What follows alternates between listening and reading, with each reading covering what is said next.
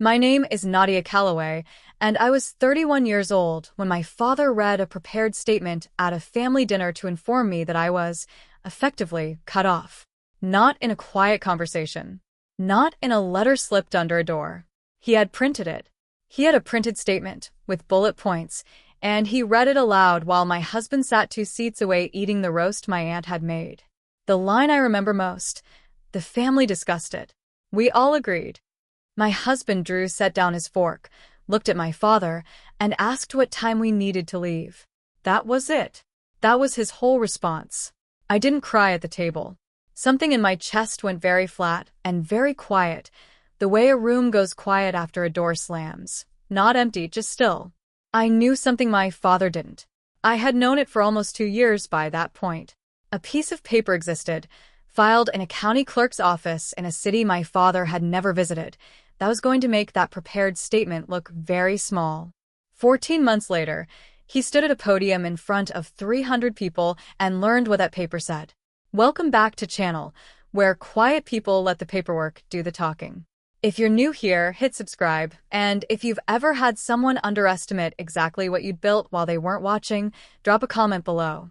Let's get into it. I grew up in a particular kind of wealthy family, the kind where money is never discussed openly but is present in every room, in every decision, in the specific way people speak to waitstaff, and the specific way they go quiet when you disappoint them. My father, Gerald Calloway, built a commercial real estate development company out of a single strip mall purchase he made in 1987 in a suburb outside of Columbus, Ohio. By the time I was born, Calloway Development had 8 employees. By the time I was in high school, it had 43. By the time I graduated from college, it was a mid-sized regional firm with a board of directors, a CFO my father had known since his 20s, and enough political goodwill in 2 counties that local zoning hearings ran smoother for him than they did for anyone else. I say all of this not to explain what I lost. I say it to explain what was always expected of me. My older brother, Trent, joined the company straight out of his MBA program. He was handed a title and an office on the 4th floor, and a salary I was never told but could roughly estimate by the neighborhood he moved into. My mother, Diane, sat on the board in a largely ceremonial capacity. She had opinions about everything and influence over specific things, and the two didn't always overlap. My younger sister Priya was still finishing her undergraduate degree during most of what I'm about to describe, and was largely considered the soft spot in the family, the one who got away with more because she asked for less. I was the middle child. I had the grades. I had the business degree from a university my father approved of, followed by 2 years at a commercial real estate brokerage in downtown Columbus, where I learned more in 24 months about deal structuring than most people learn in a decade. I wasn't flashy about it. That was by choice.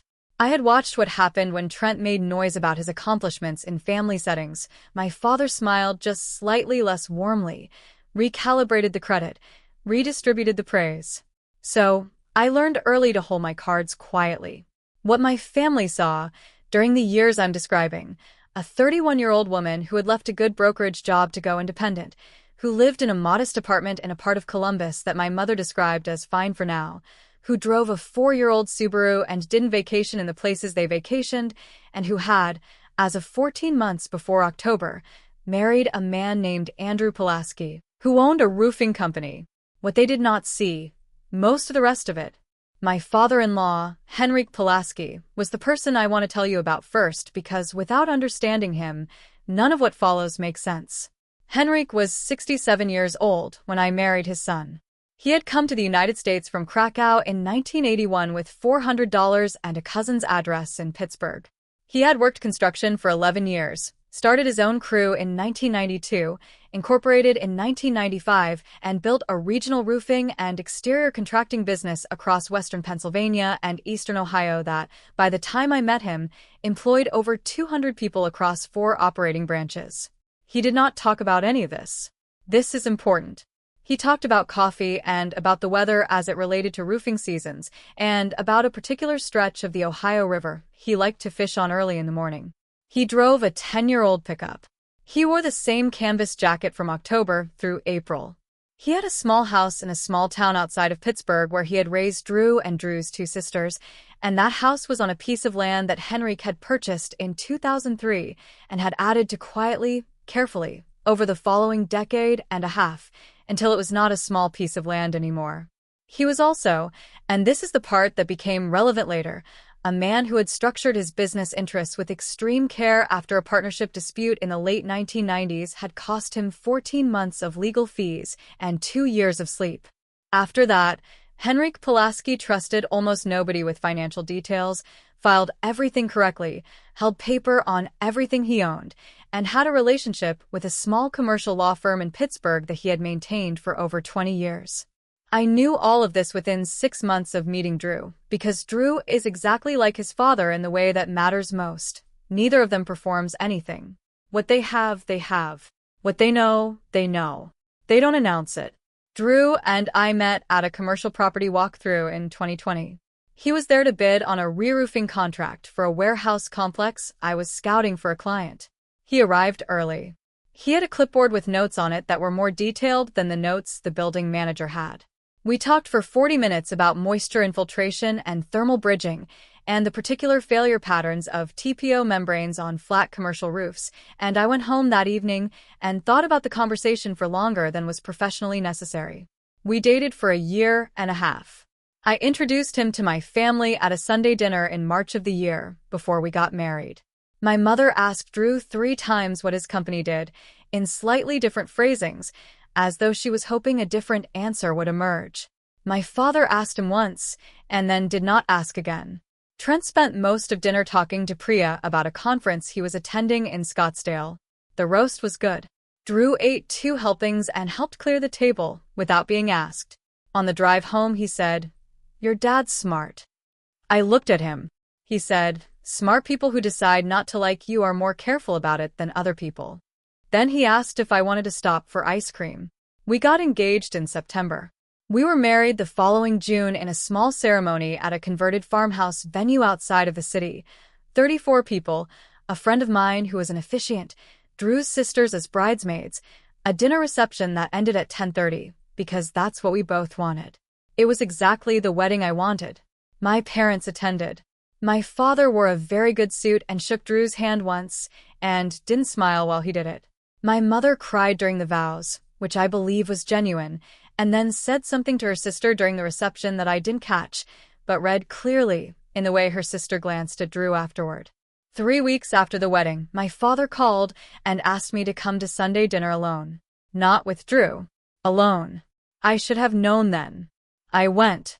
The dinner was at my parents' house, the house I grew up in, a large colonial in a suburb called Dublin, 10 miles outside of Columbus, with a kitchen that had been renovated twice, and a dining room that fit 12 people comfortably. That evening it was my parents, Trent, and me. Priya was not there. I noted that at the time, but didn't ask. My father was in a good mood when I arrived, which I now understand was intentional. He asked about my work. He asked whether Drew's business had recovered from a slow spring. He poured wine. He was, in other words, performing normalcy so that what came next would land on flat, unprepared ground. After the main course, he set his fork down, reached toward the far end of the table, and retrieved a folded piece of paper from beside the fruit bowl. He unfolded it. He put on his reading glasses. He said, "We wanted to do this together, as a family, so there's no confusion later." My stomach went hard. He read the statement. It was 3 paragraphs. The first paragraph described my father's estate plan in general terms, a trust established many years prior, various allocations, existing provisions. The second paragraph stated that in light of the current circumstances, specifically my marriage and what it represented regarding my alignment with family values and long-term interests, the Board of Trustees, which consisted of my father, my mother, and my father's longtime CFO Douglas Feld, had voted to suspend my discretionary distributions from the family trust. The third paragraph clarified that this suspension was indefinite, subject to future review at the board's discretion, and that it should not be construed as a permanent change to the principal structure but rather an exercise of the board's authority to manage distributions responsibly. He folded the paper. He said, "We discussed it. We all agreed. I sat with that for a moment. The candle in the middle of the table was burning down slightly on one side. I noticed that.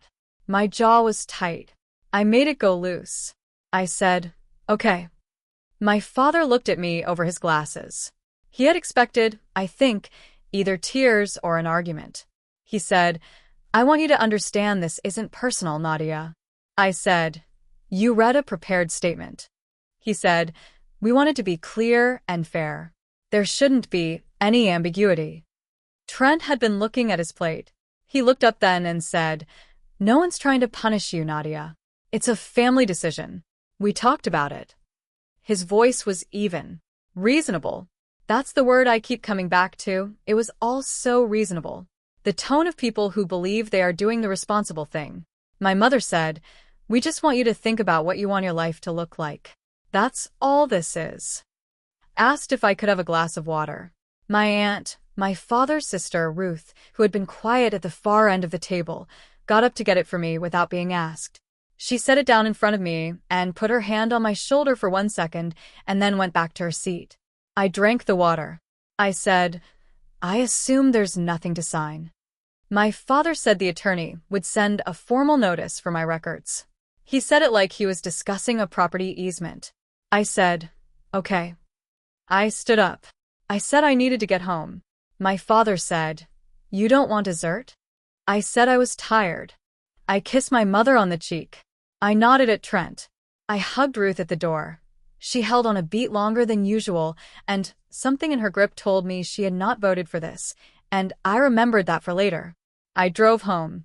Drew was on the back porch when I got there, reading. I sat down in the other chair. He looked at me. I said, "They did it. Formal statement. Board vote. The whole thing." He closed his book. He put his hand over mine on the armrest. He didn't say anything for a while. Then he said, "The Pittsburgh filing clears in about 4 weeks." I said, "I know." He said, "You okay?" I said, "I will be." He got up and made tea, and we sat out there until it got cold. I want to be clear about something. The trust distributions were real money, and their suspension was not nothing.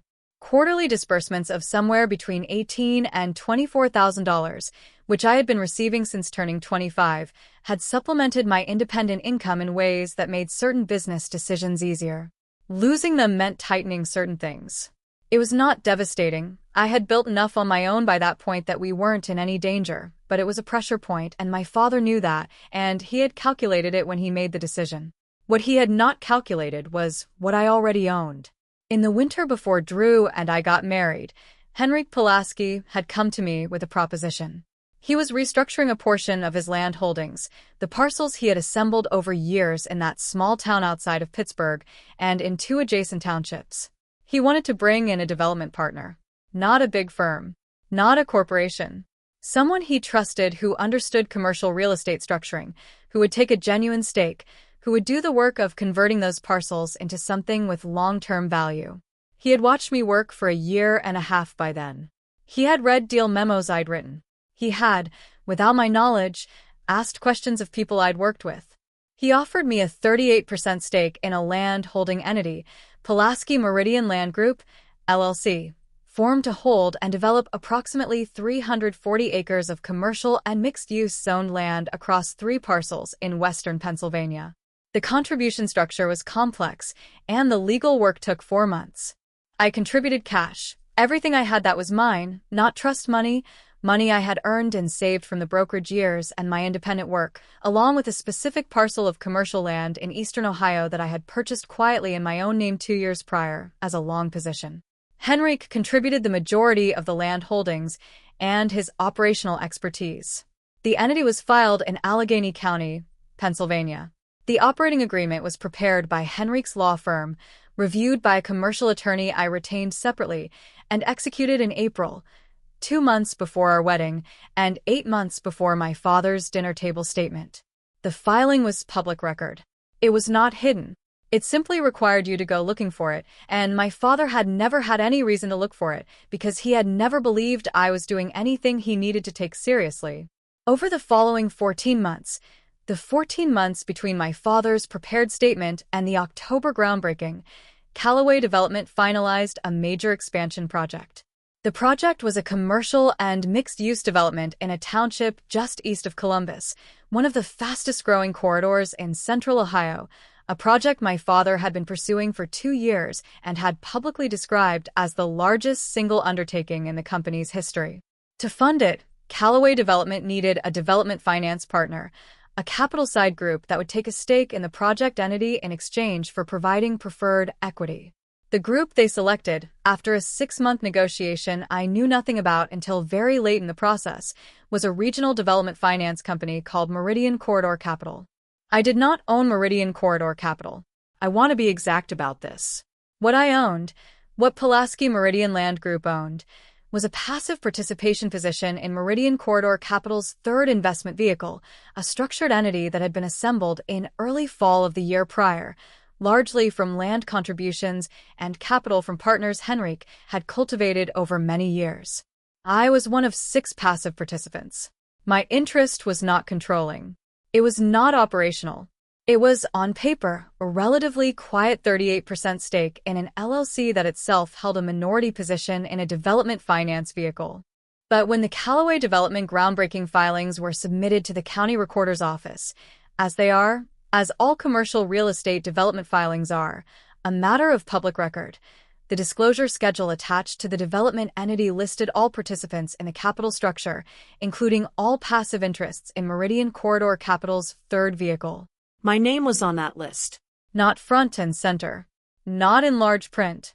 On page 11 of the disclosure schedule, in the interest holders table, between a family trust out of Pittsburgh and a commercial real estate fund based in Cincinnati, Pulaski Meridian Land Group, LLC, N. Callaway Pulaski, managing member. My father did not see it before October. His CFO Douglas Feld reviewed the capital structure documents, but had engaged with the Meridian entity at the fund level, not the participant level.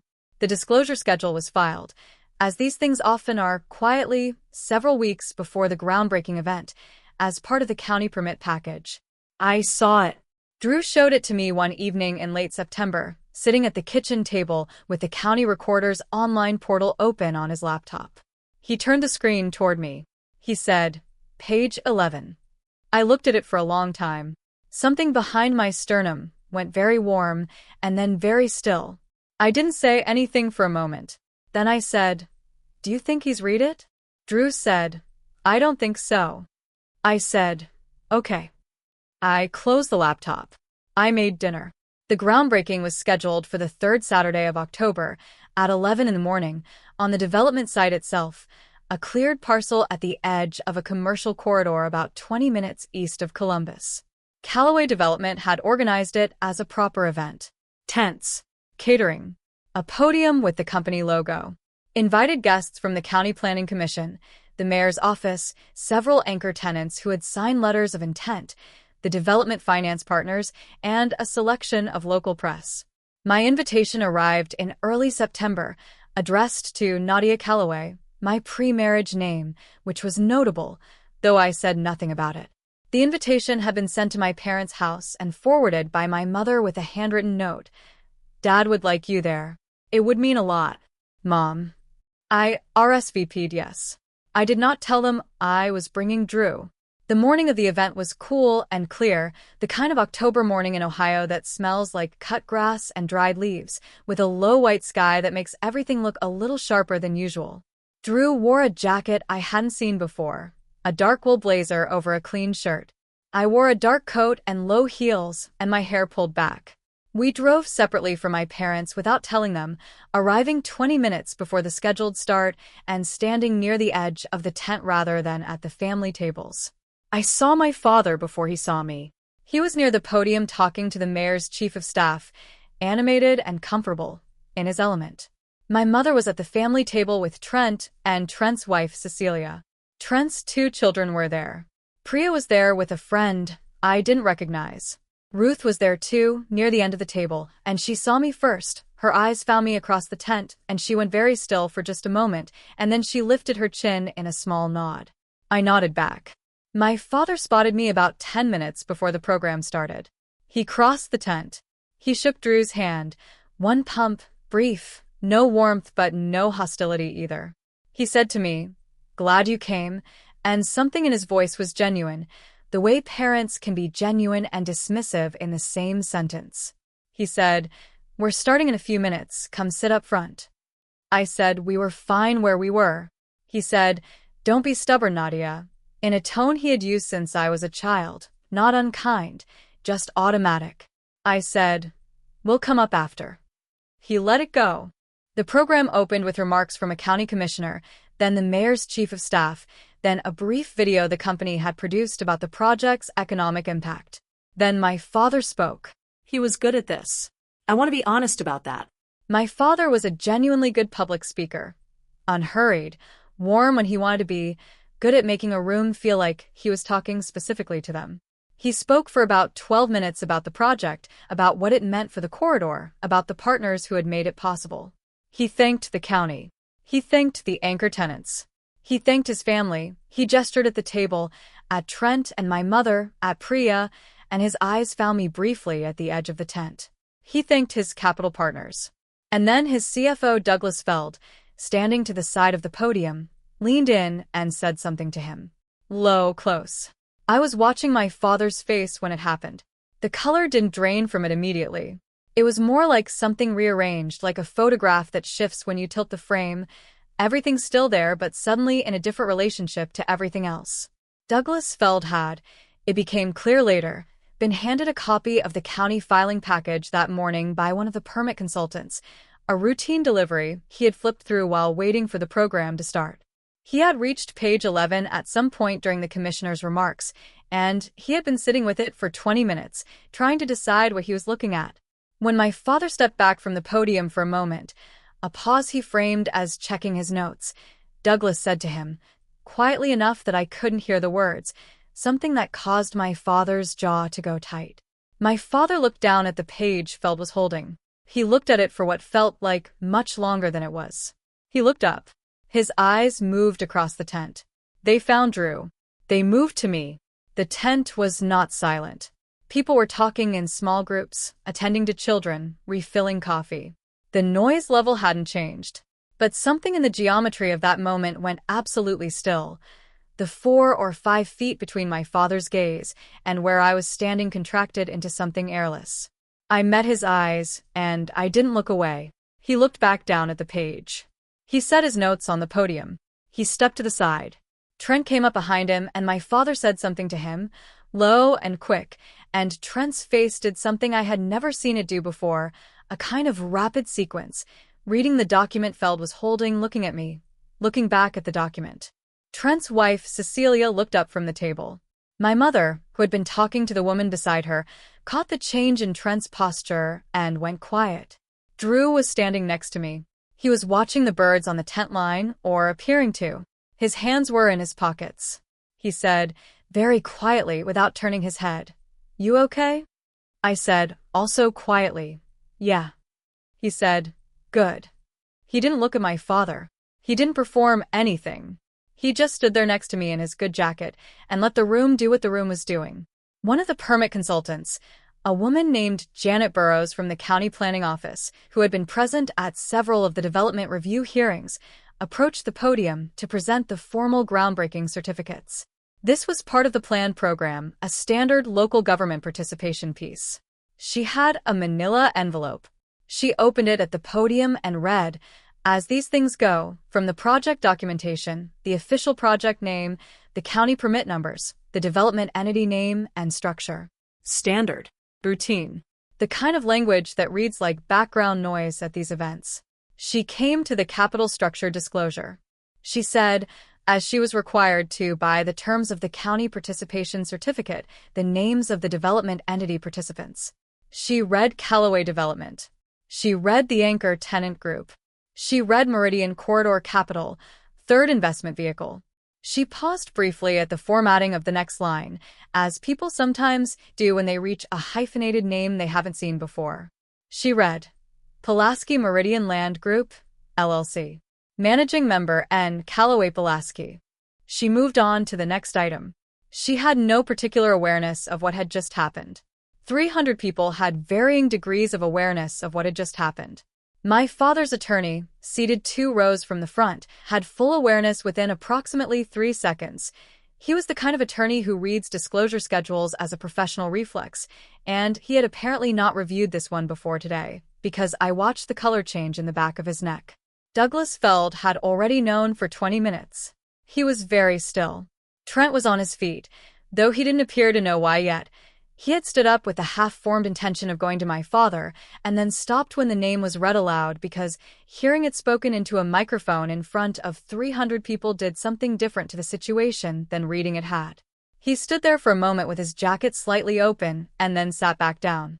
My mother's friend seated beside her put a hand on her arm for a reason that had nothing to do with anything she'd said. Ruth, at the end of the table, looked directly at me. Her eyes were bright.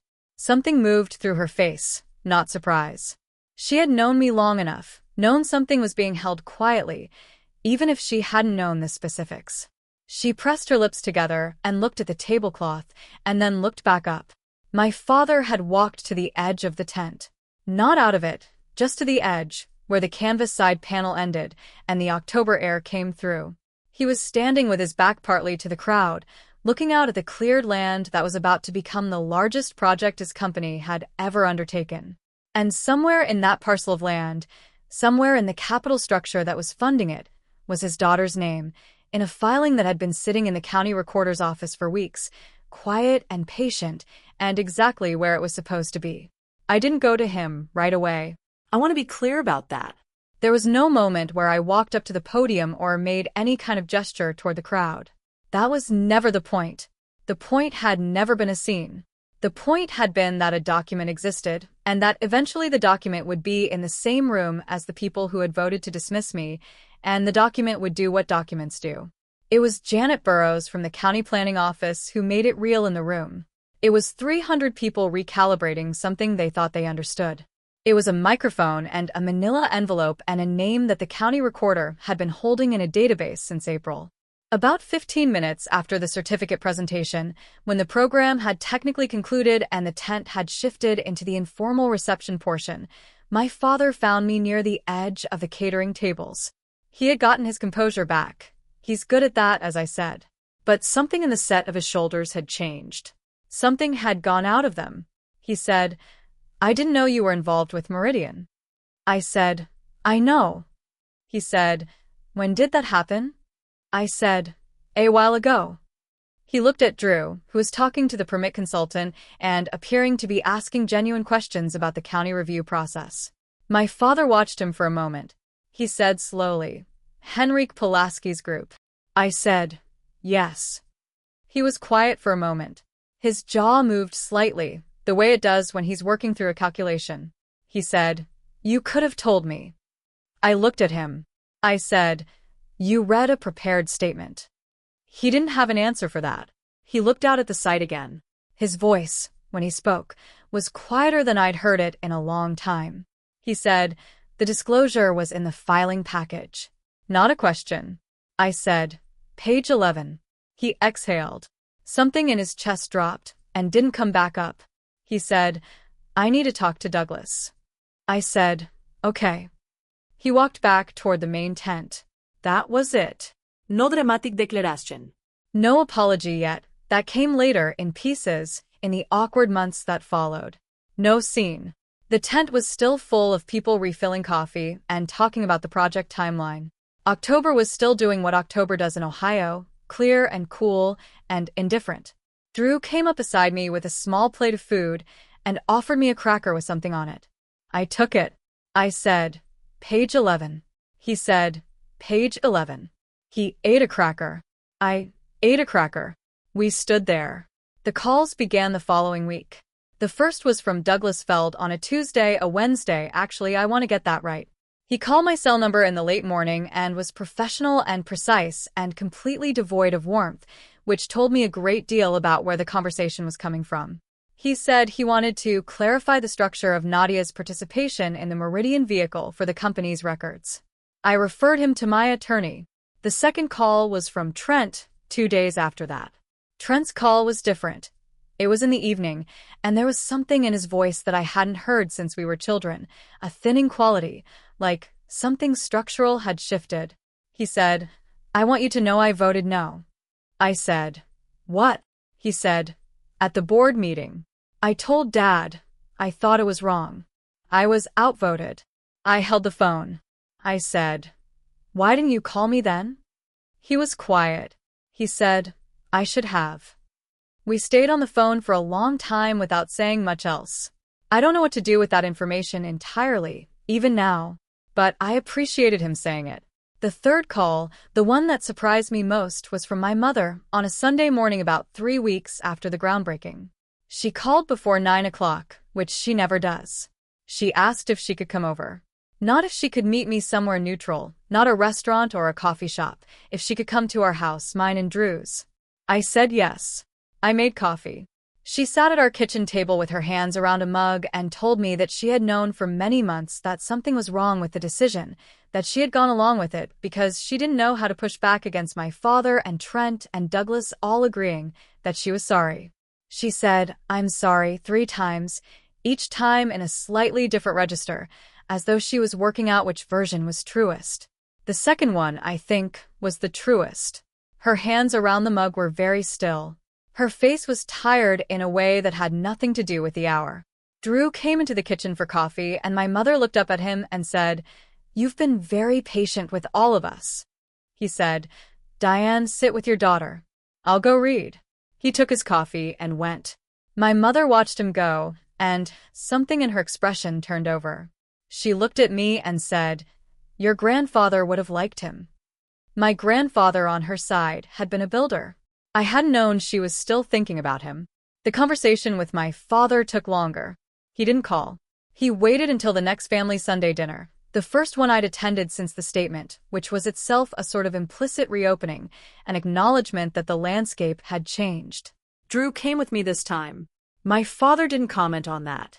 After dinner, when Trent and his family had left and Priya had gone back inside, my father and I sat on the back porch in the November cold. He had a glass of scotch. I had tea. He stared at the yard for a while. Then he said, "I made assumptions." I waited.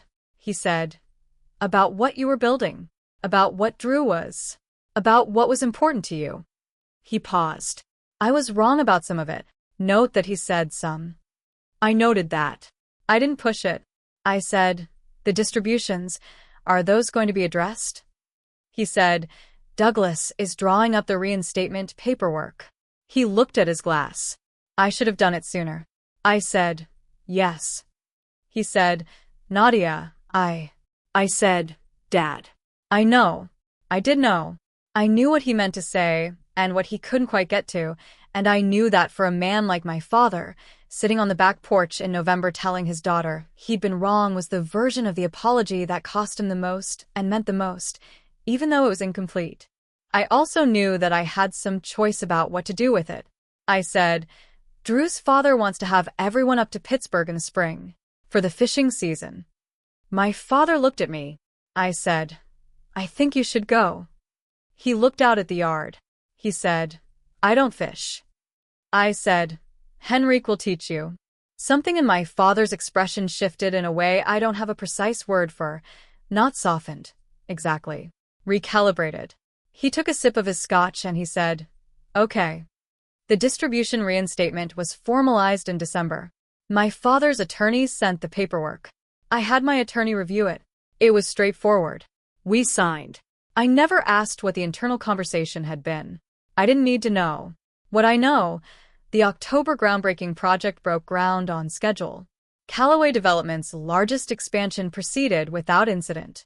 Meridian Corridor Capital remained a participant in the capital structure. My name stayed on page 11 of the disclosure schedule, which is a public document, and which I imagine my father has now read a few more times than he intended to. Henrik came down from Pittsburgh the following April. My father took a half day on a Thursday. They went to the stretch of the Ohio River that Henrik likes to fish on early in the morning.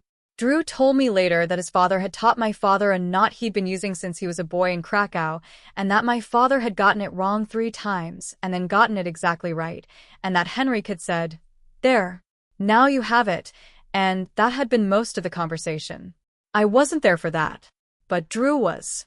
And he told me about it that evening while we were making dinner. In a kind of quiet, matter-of-fact way, he tells me most things. And something in my chest went very full and very warm, and I stirred the pot and didn't say anything for a minute, and then I said, "Good." And he said, "Yeah." And we had dinner. My father is a man who built something real. I believe that.